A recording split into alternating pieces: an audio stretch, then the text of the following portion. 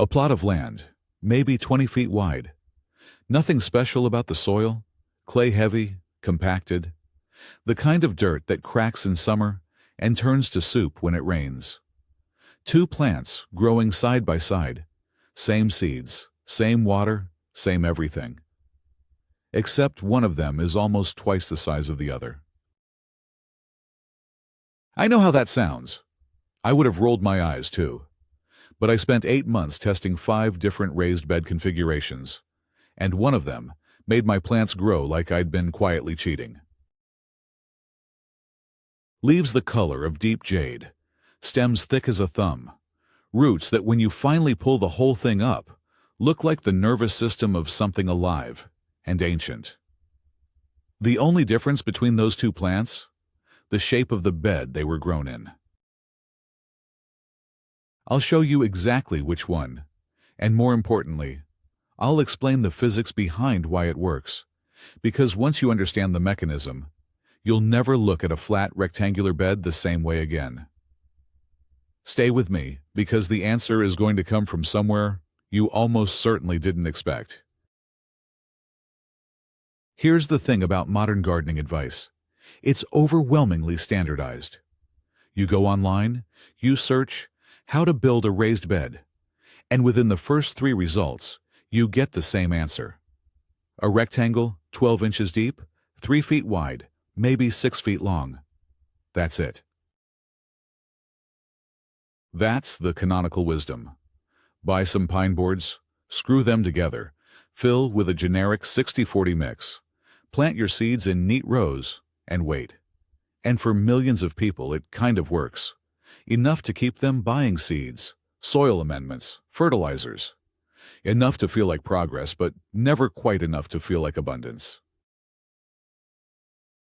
But what almost no mainstream gardening channel talks about is the geometry of the bed itself. The shape, the 3-dimensional interaction between form and soil physics.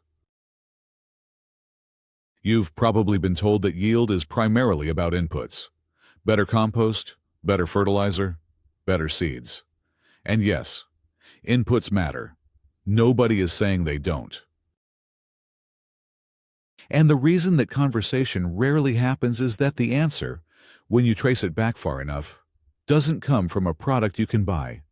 It comes from a people who had no products to buy. Think about what modern raised bed culture is actually selling you. Every upgrade has a price tag. Galvanized steel beds at $90 a panel. Wicking systems, automated irrigation, premium soil blends at $40 a bag. There's nothing inherently wrong with any of that, but there is something worth noticing. That the entire commercial infrastructure around raised bed gardening has very little incentive to tell you that how you shape the earth itself can outperform all of those add-ons combined for free. This isn't a conspiracy. It's just economics. You cannot sell geometry. You can't put a logo on a mound shape. You can't patent a curve. And so that knowledge that was field-tested across thousands of years, on multiple continents, by cultures who were literally surviving off of it, got treated as primitive, unscientific, not worth preserving. And when colonial agricultural systems swept through regions of South America, Sub-Saharan Africa, and Southeast Asia in the 18th and 19th centuries, they didn't just bring new crops, they brought flat fields. Monocultures, the geometry of industrial efficiency, and in the process, something quietly disappeared. I want to give it back to you. The bed shape that changed everything for me is called a keyhole bed. But before I show you the version I built, I need to take you back to the place where this geometry was reborn, because it was already ancient when the researchers who rediscovered it in the 1990s first saw it. The story starts in Lesotho, small landlocked country in southern Africa, surrounded entirely by South Africa, elevation high enough that frost is common, soil that had been depleted by decades of over-farming. Families there were facing what nutrition researchers called a hidden hunger. Not starvation exactly, but a chronic shortage of fresh vegetables that was quietly destroying health, especially in children. NGO workers and permaculture designers came in during the early 1990s, trying to find a solution that didn't require expensive inputs, irrigation infrastructure, or imported fertilizer. What they found, or rather, what they rediscovered, was a circular bed design that had existed in various forms across sub-Saharan Africa for generations. The concept had been there all along, embedded in the traditional homestead gardening of Basotho women, who built circular composting beds around a central basket. The designers formalized it, documented it, tested it, and published the results. The yields were not marginally better. They were dramatically better.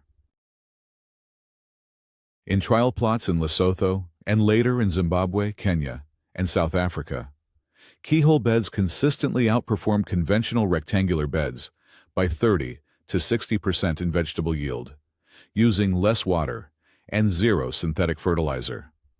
The World Food Program took notice. So did several UN agricultural development programs. But here's the part that stopped me cold when I first read the research. The keyhole bed wasn't just a convenient shape. It was, without the farmers who built it ever using this terminology, a passive hydrological and biological machine. The design spread to Haiti, to Texas, to India. It works in the Mojave Desert. It works in central Kalimantan's humid heat. The geography doesn't matter because the physics are universal. Let me explain what I mean, because this is where it gets genuinely fascinating. Every shape traps and distributes water differently. A flat rectangular bed has a uniform surface. Rain hits it, some soaks in, some runs off the sides. If your soil has any compaction, water pools on top, creates anaerobic conditions near the roots, then drains away before it can be used. You water heavily, lose a third of it to runoff and evaporation. Water again 2 days later. You are fighting the geometry the whole time. A keyhole bed is circular, typically about 6 to 8 feet in diameter, with a narrow wedge-shaped path cut into it from the outside to the center, like a slice removed from a pie. That notch is where you stand to reach any point in the bed without ever stepping on the growing soil. And at the center of the circle, there's a vertical composting basket, a cylinder, made of wire mesh or woven sticks, maybe 2 feet across and 2 feet tall, that you fill continuously with kitchen scraps, green cuttings, ash, and water. That central basket is the engine, and the circular geometry is the distribution system. I'll reveal the exact dimensions and construction process shortly, but first, I need to explain the two mechanisms that make this bed geometrically superior, because understanding them is what separates someone who builds a keyhole bed once and gives up from someone who builds 6 of them and never goes back. The first mechanism is what soil scientists call the capillary gradient. Sounds technical, it isn't. Think of dry soil as a sponge that's been left out in the sun, stiff, hydrophobic, resistant to absorbing the first moisture that hits it. Now, think of wet soil as a sponge that's already damp and pulls water inward by attraction. When you water the central basket of a keyhole bed, you create a continuous moisture source at the heart of the circle. Because the basket is always slightly wetter than the surrounding soil, moisture moves outward, not from gravity, but from capillary pull, the same force that makes a paper towel absorb a spill from the edge inward. The moisture radiates, evenly, in every direction at once. A rectangular bed watered from above, the moisture profile is vertical, down and gone. A keyhole bed watered through the central basket, the moisture profile is horizontal, slow, sustained, radial. That single difference in water movement can reduce your irrigation needs by up to 50%. I tracked my own usage over a full growing season. My keyhole beds needed watering every 4 to 5 days in 32 degrees Celsius heat. My rectangular beds needed watering every 2 days under the same conditions. Same soil mix. Same plants, same sun exposure. The second mechanism is microbial, and this one I genuinely didn't see coming. When you fill the central basket with organic material and keep it moist, you are not just composting. You are building what mycologists call a mycelial highway, a network of fungal threads that extend outward from that central wet, nutrient-rich core into the surrounding soil. Mycorrhizal fungi, the underground internet of the plant world, colonize plant roots and extend their reach far beyond what the roots themselves can access. They trade minerals and water to the plant in exchange for sugars. They are the reason a plant in wild, unfertilized forest soil can sometimes outcompete a plant in a heavily amended garden bed. Here's what the geometry does for that process. The radial moisture gradient from the central basket creates a moisture corridor, a zone of consistent, sustained dampness that extends outward like spokes on a wheel. Every plant around the circle benefits from the network simultaneously, rather than only the plants that happen to sit closest to a watering point. Mycorrhizal fungi don't thrive in dry soil. They need that moisture corridor to expand. The circular bed, by keeping the soil uniformly moist from center to edge, gives them a continuous, uninterrupted path. A 2019 study from Wageningen University in the Netherlands, one of the world's most respected agricultural research institutions, found that mycorrhizal colonization rates in radially watered soil plots were 40% higher than in conventionally drip-irrigated rectangular beds. 40% more fungal network. 40% more underground infrastructure working for your plants. Now here is the wait what moment I promised you. The ash. Most keyhole bed guides mention ash as a basket ingredient, but very few explain why it matters at a chemical level. When wood ash gets wet, as it does constantly in the central basket, it releases potassium hydroxide, a mild alkali.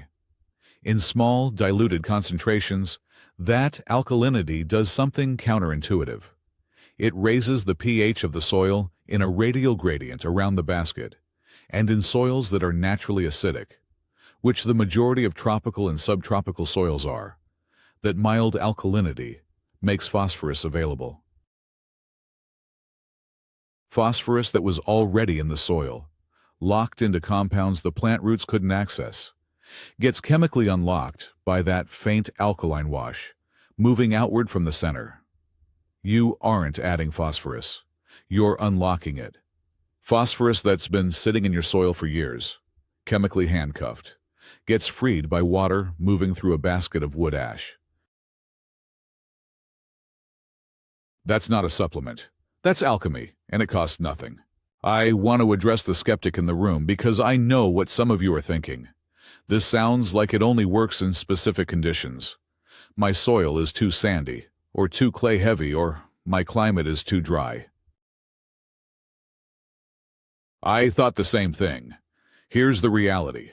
The keyhole bed's radial moisture gradient is more beneficial in challenging conditions, not less.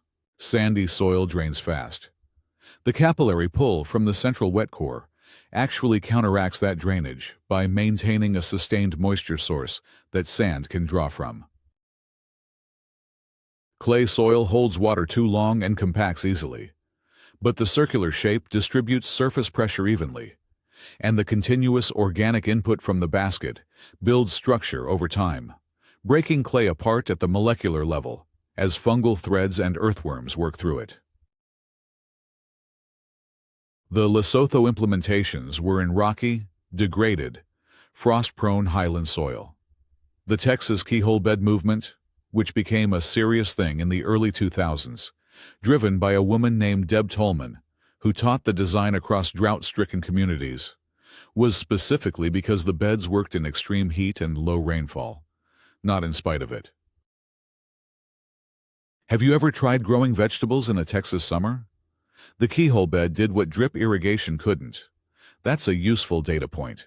Let me walk you through exactly how I built mine, because this is where most people make critical errors. And I made a few of them myself before the design clicked. You need a circular footprint roughly 6 to 7 feet in diameter. Mark it with a stake at the center and a piece of string. Scratch a circle in the soil. Then mark your entry path, that keyhole notch, about 18 inches wide, running from the outer edge to the center. This is permanent. Never plant in the notch. It's your access corridor, and it keeps you from ever compacting the growing zone. For the central basket, I use a cylinder of chicken wire, 2 feet in diameter, 2 feet tall. You can use woven bamboo, a section of mesh fencing, anything that holds material while letting moisture seep through. Drive 3 or 4 bamboo stakes around it to keep it upright. The basket sits on the ground, not buried. You'll be filling it from the top continuously throughout the season. Now, the foundation layer. Before you add any growing medium, lay down a base layer of coarse organic material directly on the ground. Straw, dried leaves, woody prunings, even flattened cardboard. About 4 inches thick. This is your drainage buffer and your slow carbon source. It prevents your growing medium from compacting down into the native soil below. It also gives earthworms a reason to migrate upward. On top of that goes your growing medium. I use a mix that leans heavy on compost. Roughly 50% finished compost, 30% local topsoil, 20% coarse sand or rice hull ash if you're in a tropical climate. The bed should be slightly mounded at the outer edges and slope gently down toward the center. Not dramatically, just enough that water from rain runs inward toward the basket rather than off the sides. 2 to 3 inches of height difference from edge to center is sufficient. The bed height matters more than most guides acknowledge.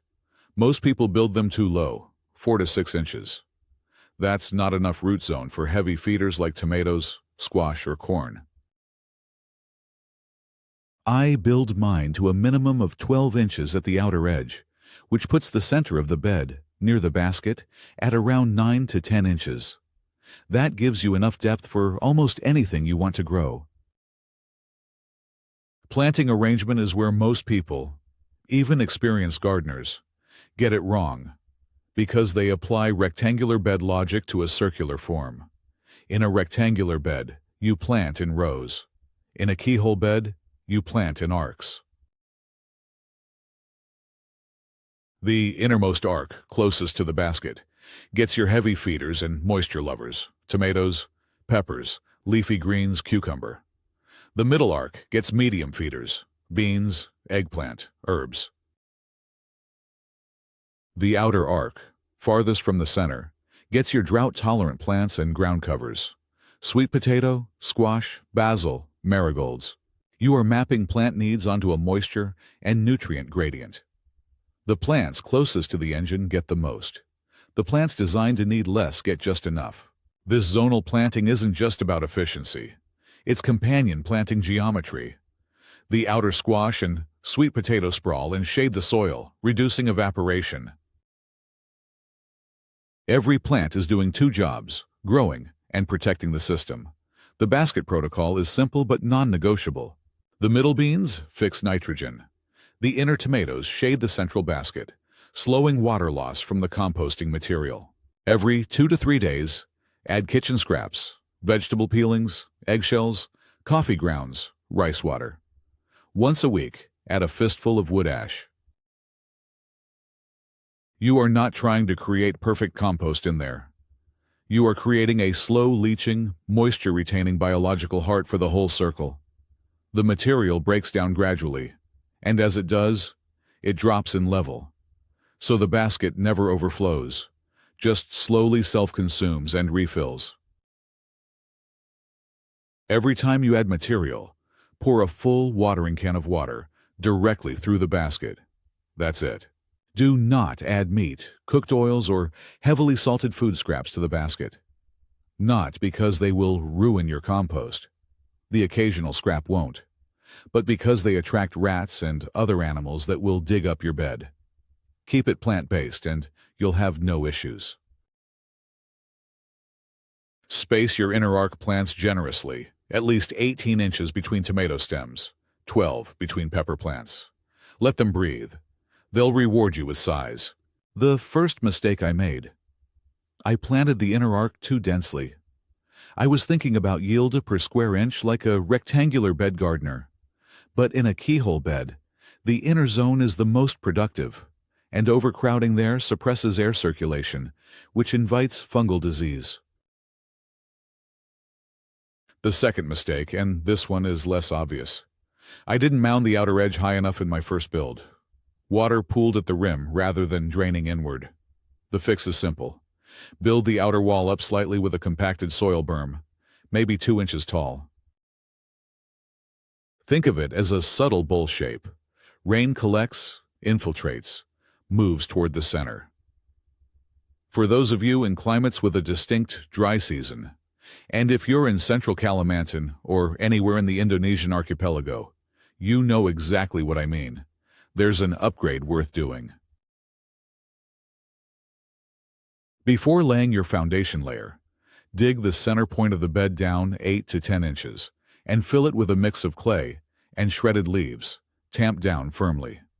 This creates a subsurface water reservoir directly beneath the basket, a buried sponge that the capillary system can draw from during dry spells. I added this to my second keyhole bed after a stretch of drought, and the difference in moisture retention was immediately visible. Even after 5 dry days, the soil 2 feet out from the center was still cool to the touch and damp at 2 inches depth. For cooler climates, if you're building in a region with frost, position your keyhole bed so the opening notch faces south if you're in the northern hemisphere, north if you're in the south. The circular form captures radiant heat from multiple angles, and the composting basket generates a small but real amount of biological heat that protects the inner arc root zone from minor frost damage. It's not a greenhouse, but it's not nothing either. So what actually happens after you build this and start planting? Week 1 looks unremarkable. The plants establish. The basket looks like a pile of wet kitchen scraps. Nothing visible suggests you've done anything unusual. This is normal.